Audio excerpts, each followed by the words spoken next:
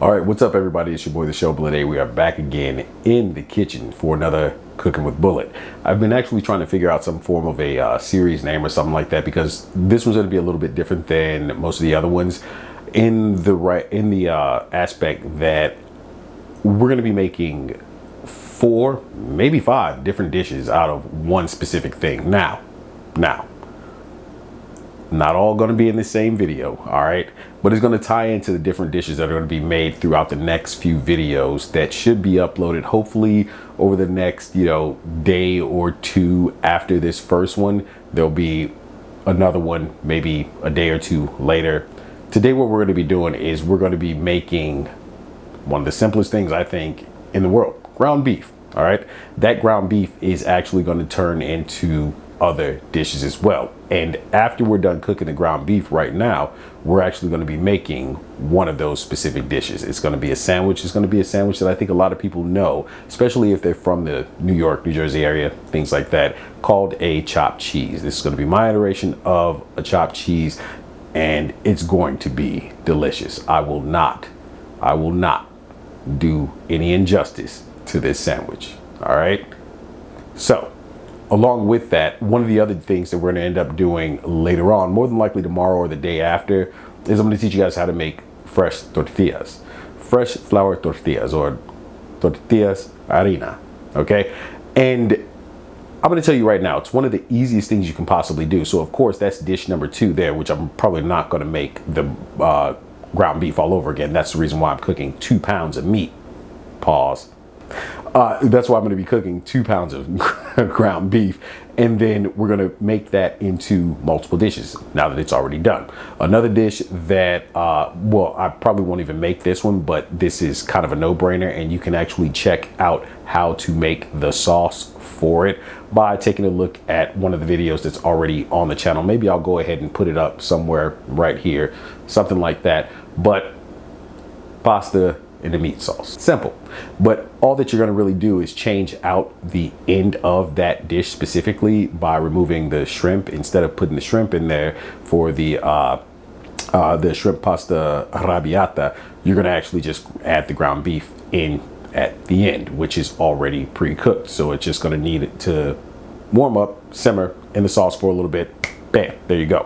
What I might end up doing with the 2 pounds of ground beef that we're actually going to be using for these videos, I might go ahead and take a 1/4 pound of that, maybe a little bit more, set that off to the side and make a burger on a different day. But there's going to be a couple of different dishes that I'm going to be making throughout this little series right here. So just sit back, relax, enjoy, and you definitely have to try these recipes. All right, so let's go ahead and get everything started. We got a little bit of prep to do beforehand in order to make this fly by as quickly as possible.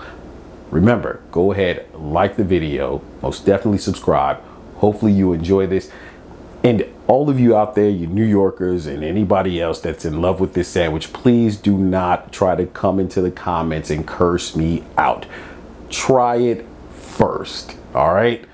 It's my iteration of the sandwich. It's not going to be done exactly the same because I'm not cooking it on a griddle, la plancha, whatever it is that you want to call it. It's not being done on that matter. It's being done in a kitchen. We're using what we have available to us right now. All right, so let's go ahead and get everything started. You can see I've got a couple of things already set up here as far as what we're going to be using to actually make the chopped cheese sandwich. So what I want to do is just prep all of that stuff, as well as prep some other things that's going to go directly into the ground beef itself. The first thing that we're actually going to go ahead and do, though, is to make the sauce for the chopped cheese sandwich. Okay, now the reason I want to do this right now is because of the fact that then I can get this into the refrigerator, let it sit, let it stay cool, because the basis of it is going to be mayonnaise. All right, so I've got plain mayonnaise that I already put into the container here. Now, the thing about it is you, of course, can make your own mayo. It is actually really simple to make mayo, but you don't have to. Go ahead and get a really good, high quality mayo. If you want, you can take some garlic, roast it, add it to this, mix it all together. But instead, what we're gonna do is almost like a classic burger sauce. You don't have to put ketchup in here, and I'm not going to right now, but what I am going to do is I'm going to give it a little bit of spice, a little bit of flavor, a little bit of seasoning. And what I'm going to use is hot sauce. Now, of course, you can use things like Tapatio. You can, of course, use Louisiana Red Hot, you know, Cholula, whatever you want to go with, even Tabasco sauce. But yeah, we're going to go with just a classic, you know, hot sauce today. So I'm just going to add that right into there.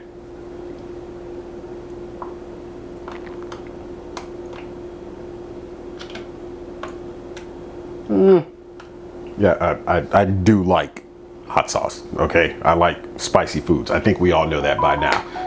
And next up, what we're gonna use in order to give it a little bit of that umami flavor, instead of, no, we're not gonna use soy sauce. We're gonna go ahead and use something like a little bit of Worcestershire sauce, all right? Or some people just call it Worcestershire sauce. There you go, right there. No, these people are not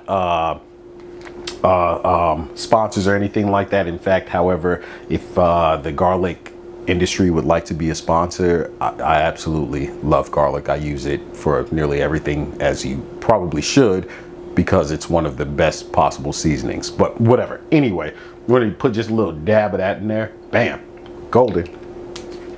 And then you go ahead and season it with salt and pepper. But what you're going to find is that I'm going to be using this right here, this little container here, this nondescript container.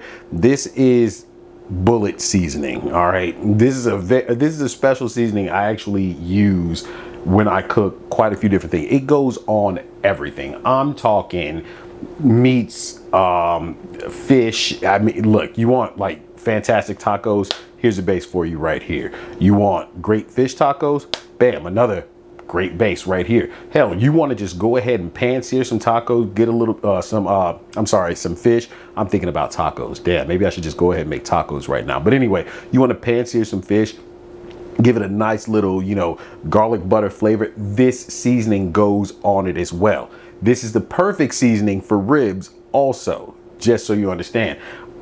Now, every place, a lot of restaurants honestly have something called a house seasoning in the back kitchen. You never really know what it is. Some of them just a mixture of salt and pepper together, period. That's it. That's not what this is. But I'm going to go ahead and hit this. And I can tell you right now, all you really need is just go ahead and hit this with a little bit of salt and pepper to your liking. And then, and I use chopsticks for this. I really do, because it's the easiest way to mix things properly, get it all brought together. Yeah, you can do a spoon, but in a container like this, and I'm using this container because I'm going to store this, it's going to be used more than this one time. Now, at this point in time, like I said, you can also add in ketchup, almost like a classic burger sauce. You can go ahead and do that. That's perfectly fine. But this is going to be the sauce for your chopped cheese. And you know what? Screw this. We're gonna go a little bit more with the hot sauce. That sounds so naughty. Yeah, that might have got a little dirty. Whatever, it is what it is. All right, there we go, bam. I'm gonna hit it with a little bit more salt. Just a little bit.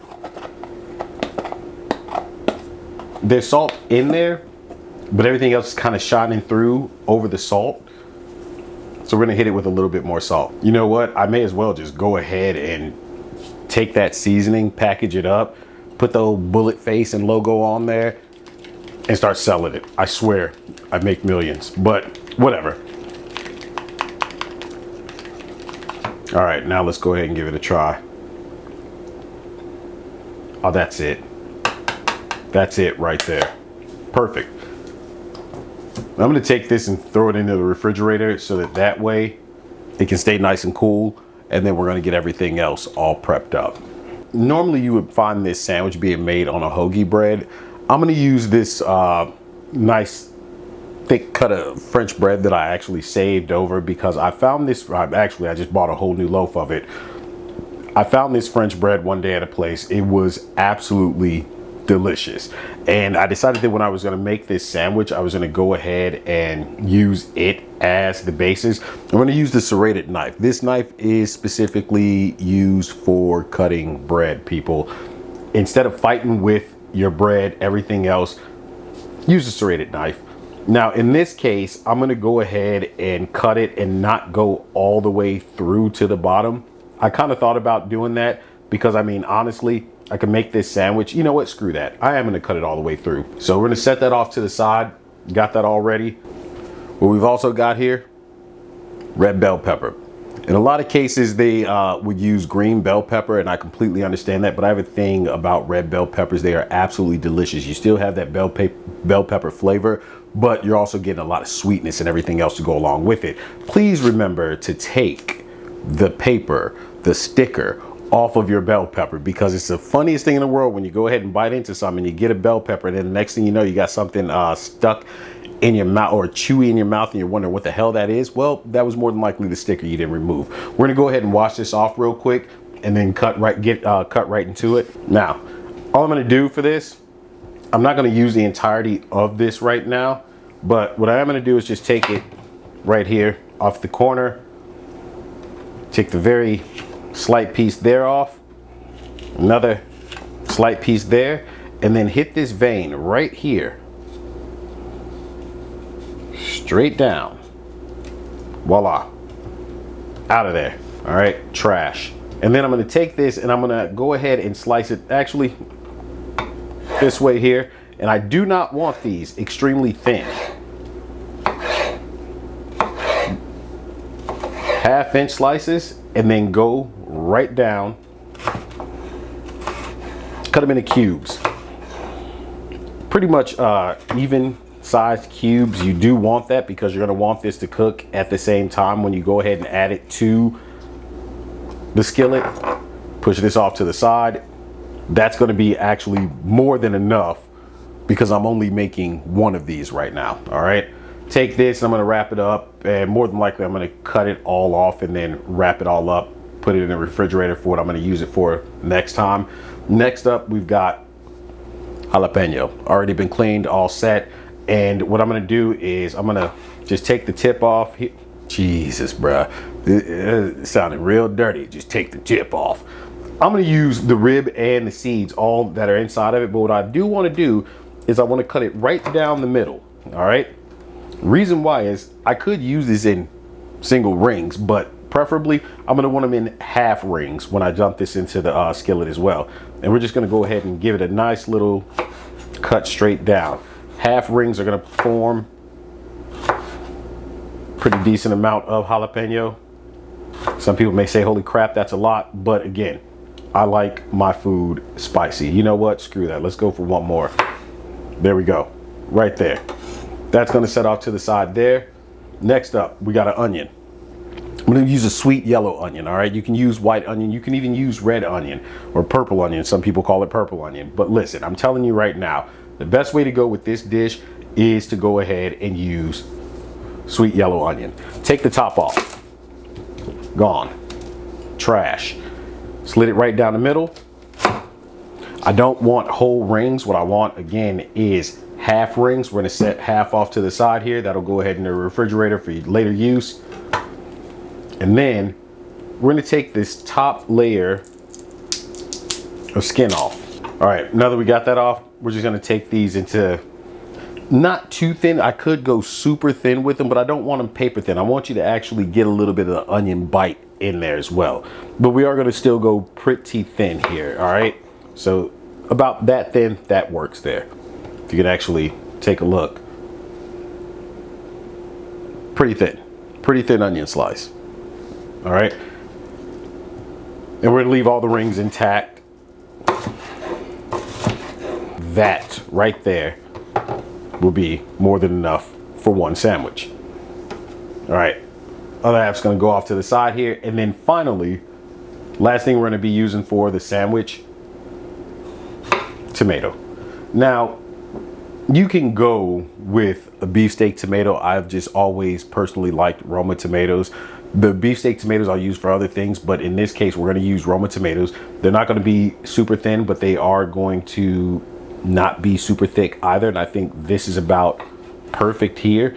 And considering the size of that, I'm going to go ahead and take, we'll say 3 beautiful slices of this tomato. All right. So we've got all of this ready.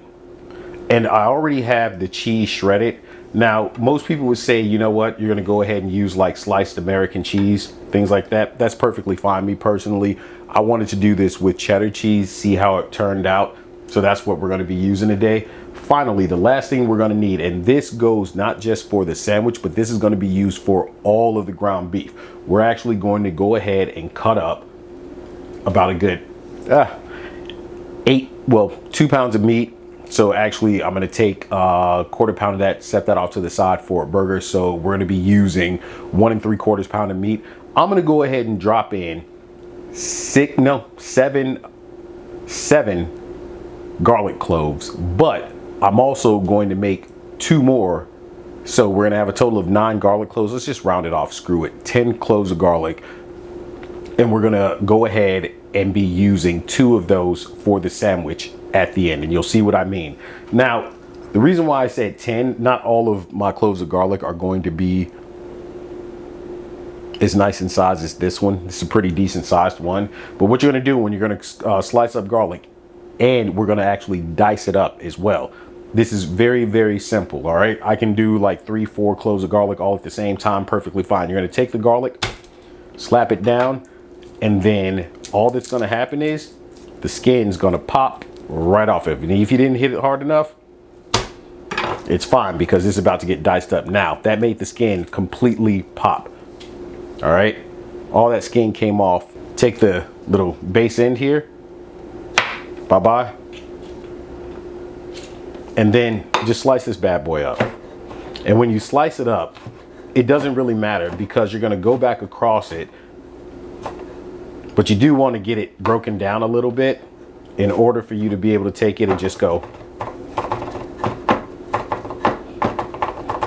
scoop it all together again.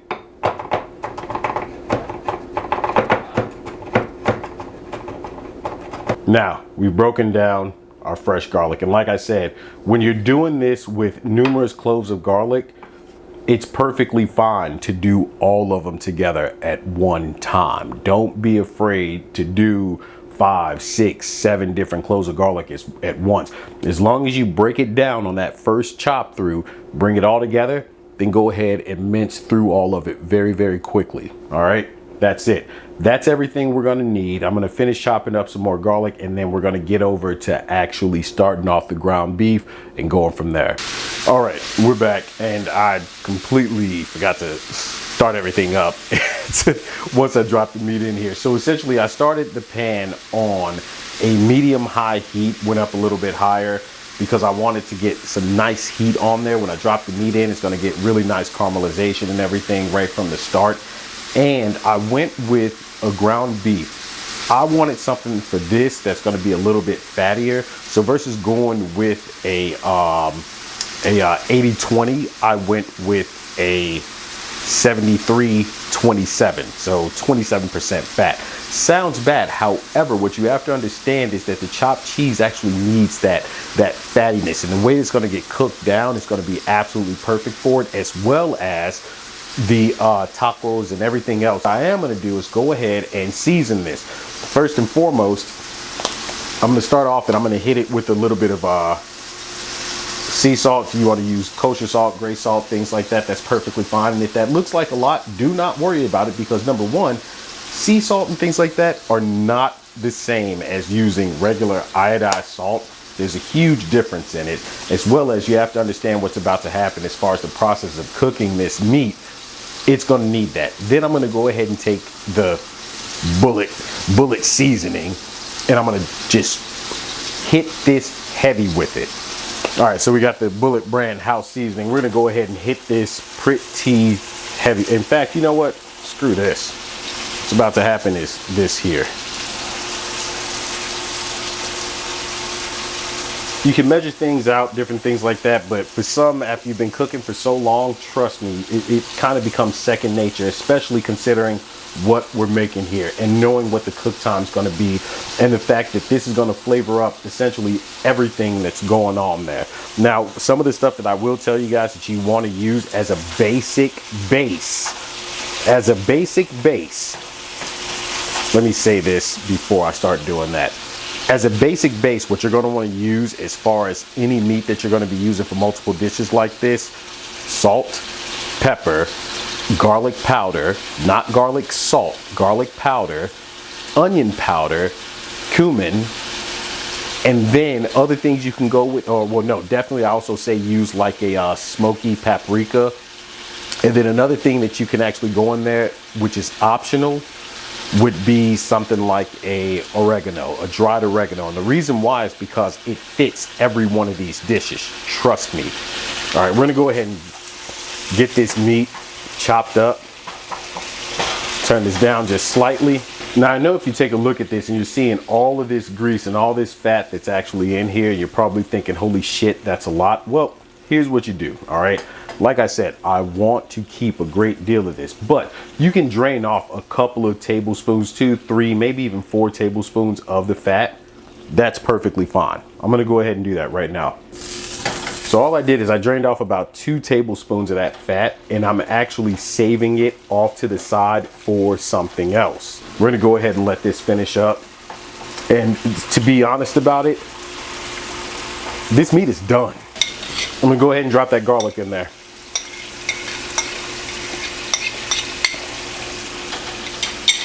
It's only really needed for this side, but I did give the other side a little bit. I'm gonna mix that together some. The reason why is because you have to remember, a dish is about to be made right now. So I'm gonna separate this into the amounts that I want. This right here will be for our chopped cheese sandwich. That meat is gonna keep cooking. So right now, what I'm gonna do really quick is I'm gonna go ahead and separate this, get this off into a bowl, have it just set, chill, relax, and then refrigerate it once it's fully cooled down. It has to be fully cooled down. Once it's fully cooled down, I'll refrigerate it, and then once I'm ready to use it for the other dishes, we'll do it at that point. We've got the rest of the ground beef that we're saving to make to use for the sandwich sitting right over here, and I added a little bit of that fat back into there. The reason why is because we've got the vegetables already here on the side. Everything except for the tomatoes. All that stuff's gonna go in there, and we're gonna want it to cook alongside the ground beef that's left here in the skillet. We want that ground beef to actually get a little bit crispy too.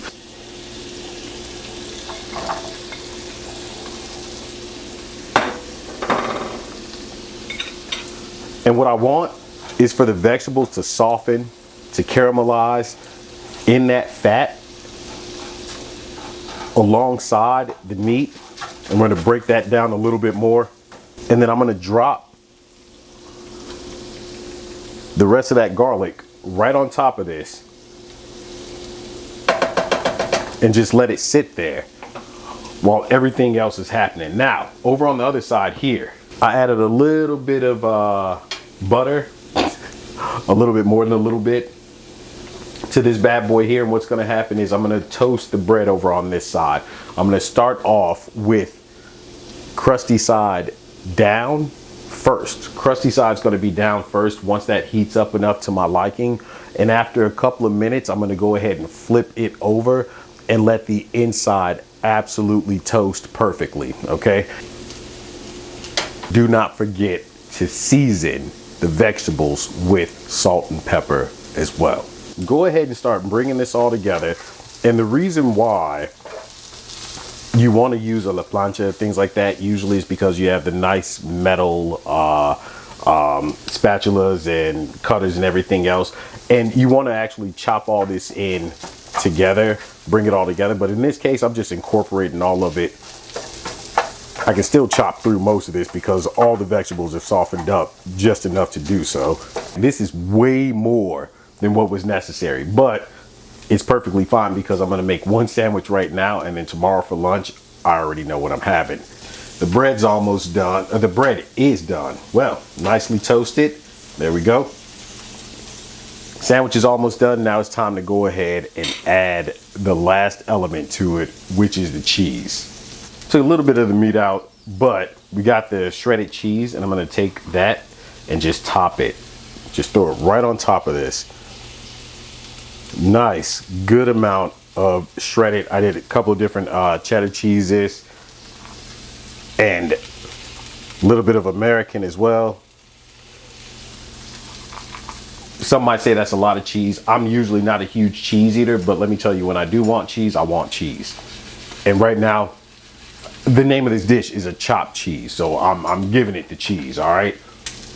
Now at this point, I may as well go ahead and get everything set up. I want that to melt on there very nicely. I'm gonna get everything else set up and we're gonna put this sandwich together. I'm gonna go ahead and put our sauce onto the bread, on our toasted bread. And then when I come back, we're gonna go ahead and drop everything else on top and we will be ready to try this out. In the end, it all came together. Nice, melted, cheesy. We even got the nice little crispy, cheesy bits off on the edges there. Oh, this is about to be delicious. Let me go ahead and get this on that buttery, toasted French roll that we got. It's got the sauce that we made for it already on there. Plate this up and then we'll go ahead and try it out. I'll show you the finished product and we'll try it out from that point. And all right, everyone, there we have it. My version of the chopped cheese. This thing smells amazing. I wish I actually had like the whole aluminum foil situation. There's a specific name for it. I can't think of it right now, just to wrap that bad boy up. Well, I should have just done it in aluminum foil. Wrapped it up, sliced it right down the middle, ate it just like that. But you know what? Let's go ahead and give it a taste. All right, so there we go. This sandwich, whew, my goodness, it's gonna be a beast to eat. Which is why you kind of don't, cut the back end of it. You don't want stuff falling out, but let's go ahead and get that first bite.